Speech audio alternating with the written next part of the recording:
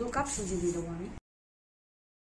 দিয়ে দিলাম soda, baking powder, আর দিয়ে দেবো আমি টক দই, দিয়ে দেবো আমি সাদা তেল,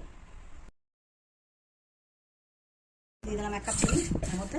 আর এটা আছে আম, এটা আমি মিক্সিতে ঘুরিয়ে নেবো।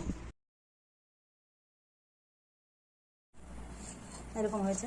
এখন আমি আমের পাল্পটা দিয়ে দেবো। আমি ডিম দেবো না, ডিম ছাড়াই করব। আমি ফুড কালারটাও ব্যবহার করব না, কারণ বাচ্চারা খাবে তো। এখন এটা দিয়ে ভালো করে ফেটিয়ে নেবো। এর মধ্যে আমার চিনি দেওয়া আছে, চিনি আর আমটা আমি মিক্সিতে পেস্ট করে নিয়েছি। এটা ভালো করে ফেটিয়ে 15 মিনিটের মতো আমি রেস্টে রেখে দেবো, তারপরে এটা আমি বানাবো। এখন আমি এটা ঢেলে দিচ্ছি, আমার রেস্টে 15 মিনিট ছিল। এখন আমি ঢাকা দিয়ে উনুনে বসিয়ে দেবো। 40 মিনিটের মতো উনুনে থাকবে।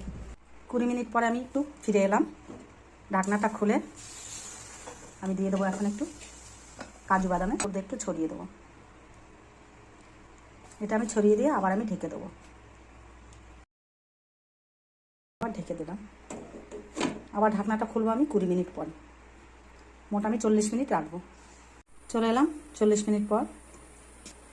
এখন একটা কাঠির সাহায্যে দেখবো এটা হয়েছে কিনা। লেগে নেই কাঠিতে, তার মানে হয়ে গেছে আমার কেকটা। এখন এটা নামিয়ে নেব।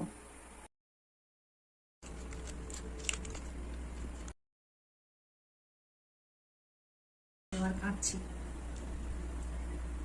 অতটাও ভালো হয়নি, ফার্স্ট টাইম আমার। দেখুন এখনো গরম রয়েছে তো, যার জন্য এটা একটু নরম রয়েছে।